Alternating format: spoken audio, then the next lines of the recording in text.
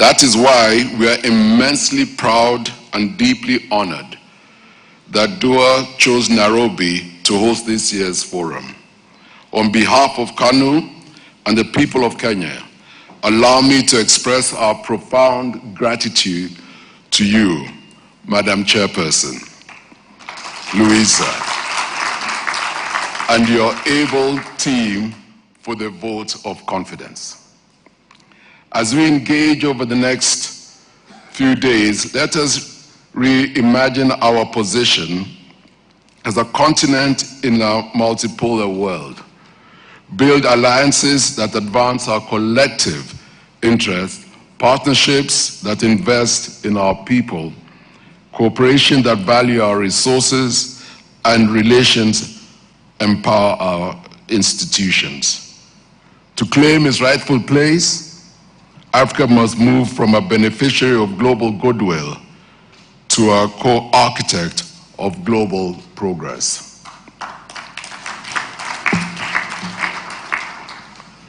However, our deliberations must not end within these walls. For all the eloquent speeches and well-crafted resolutions, what matters most is what we do after this forum. The practical steps we take to translate our shared values into visible action.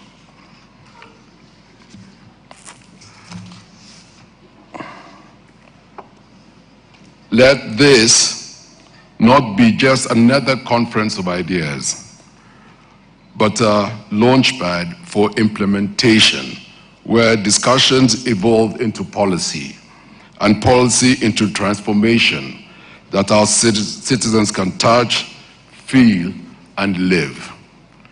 In that spirit, I once again welcome you to Kenya, to Nairobi.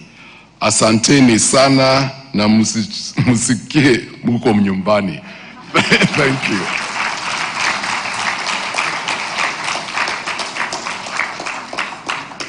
I'll now like to, with your permission, Chairperson, to invite Honorable Justice Muturi to give us a few words. Justice Muturi, make a few remarks.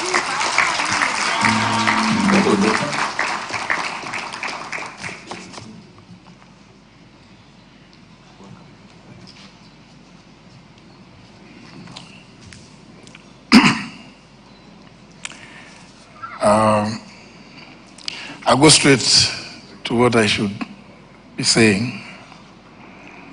I'm sure several speakers have made the salutations necessary for the morning. But distinguished delegates and fellow party leaders, colleagues from across Africa and our partners from Europe, let me say that it's an honor for me to address you under the banner of the Democratic Union of Africa as we look forward to a more balanced and forward-looking partnership between Africa and Europe. For context, I currently am the leader of the Democratic Party of Kenya, which is a member of DOA. Our dialogue today is about more than diplomacy. It is about redesigning relationships that have too often been asymmetrical, moving from dependency to partnerships, and competition to cooperation, and from isolated national interests to a unified continental voice. As we gather under the vision of a balanced future, let us reflect on how African political parties as agents of democracy and policy direction can rise above national boundaries to shape a common African position in global engagements, especially with our partners in Europe. My context is one of a shifting global landscape. The world, obviously, as we all know, is rapidly changing, and Africa's youthful population, its natural resources, and its growing markets make it a central player in the 21st century. Yet, Africa's voice in global negotiations, from trade and climate to technology and migration, remains fragmented and reactive. We do know that our partners in Europe, on the other hand, have redefined their relationships with Africa through frameworks like the post-Cotonou Agreement and the EU-Africa Partnership, as well as the Global Gateway Initiative. These engagements present to Africa both opportunity and risk. Opportunity for sustainable cooperation, by risk of unequal bargaining power if Africa remains divided. And therefore the question before us is, how do African political parties as representatives of the people transcend borders to speak with one voice, negotiate with confidence, and secure partnerships that advance our continent's priorities? I think there's a case for cross-party collaboration. I believe to achieve a unified African voice, political parties must act as continental networks of ideas, not just national election machines, which many are used to. In my view, cross-border collaboration among political parties serves three vital functions. Number one, policy alignment is an area where parties that share ideological traditions, whether center-right, social-democratic, or conservative, can coordinate policy positions on trade, governance, security, and sustainable development. Number two, there's a case for mutual learning.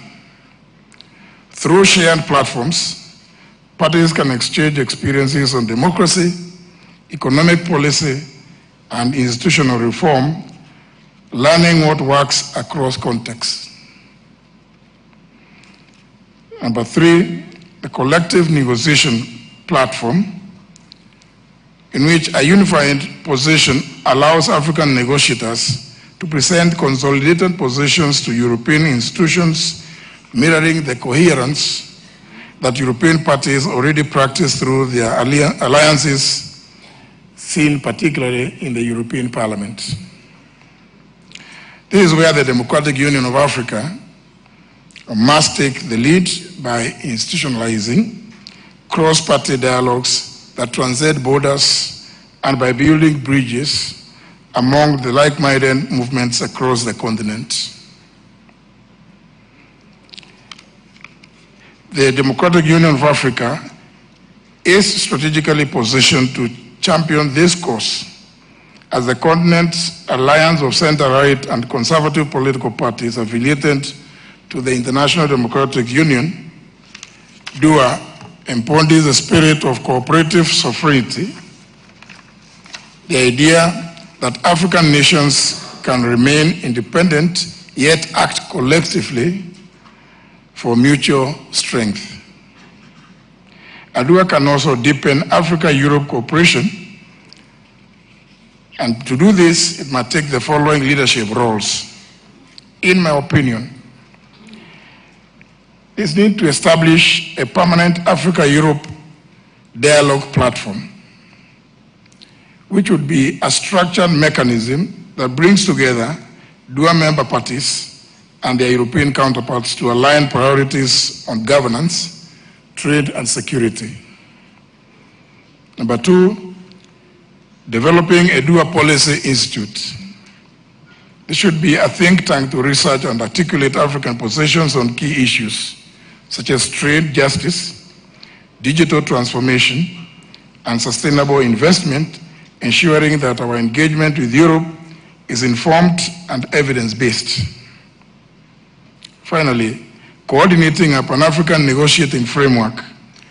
This should be through regional caucuses, and DUA can facilitate the harmonization of political positions ahead of Africa-Europe summits, ensuring consistency between national policies and continental goals. In doing so, DUA will help ensure that Africa's political voice is both coherent and respected on the global stage. It's another aspect of regional integration as a foundation too.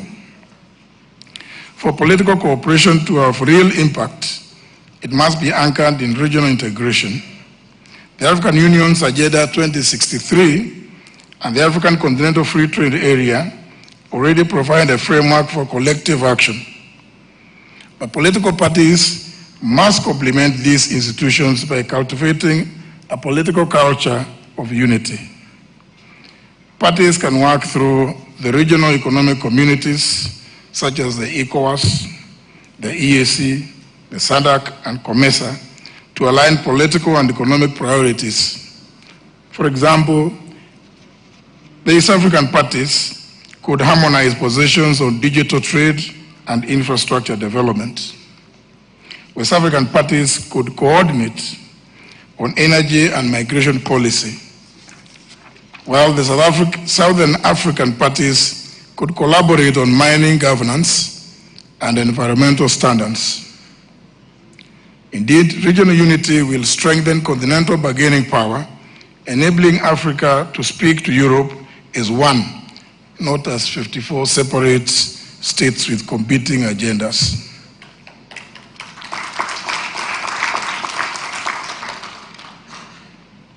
There is a place for shared principles for a balanced future.